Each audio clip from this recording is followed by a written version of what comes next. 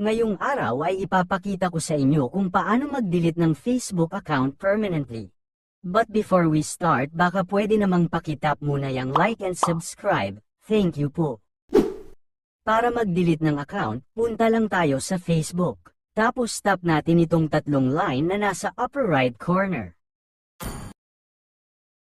Punta tayo sa Settings and Privacy. Sunod, Settings.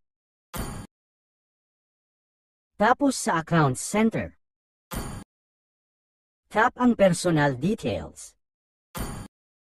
Then dito sa Account Ownership and Control. Tap ang Deactivation or Deletion. Tap nyo lang yung account nyo. Select ang Delete Account then Continue. Dito, pili lang kayo ng reason kung bakit gusto nyong delete ang account nyo.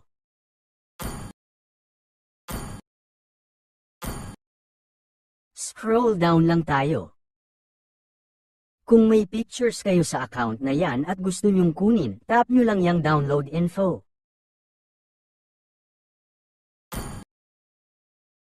Lagay nyo lang ang password nyo then continue.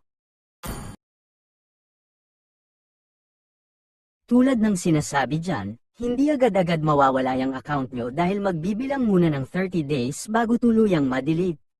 Please lang, pakapag-isipan nyo ng maayos kung gusto nyo talagang mag-delete ng account dahil sa oras na matapos na ang 30 days ay hindi nyo na mababawi yan kahit kailan. Pero kung sakali na magbago ang isip nyo pero natap nyo na ang delete account, pwede nyo pa namang ma-cancel anytime basta hindi lang aabot ng 30 days. Para i-cancel, login nyo lang ulit.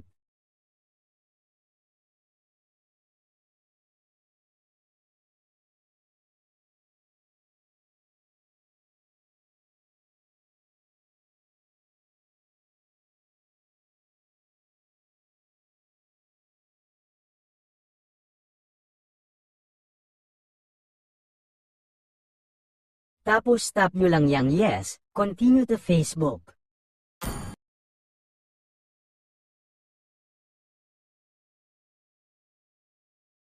At yan, na-cancel na. Ganun lang kadali. Kung nakatulong sa inyo ang video na ito ay huwag niyong kalimutang mag-like and subscribe at tap nyo na rin ang notification bell para lagi kayong updated sa tuwing may upload tayong video tulad nito. Thank you for watching.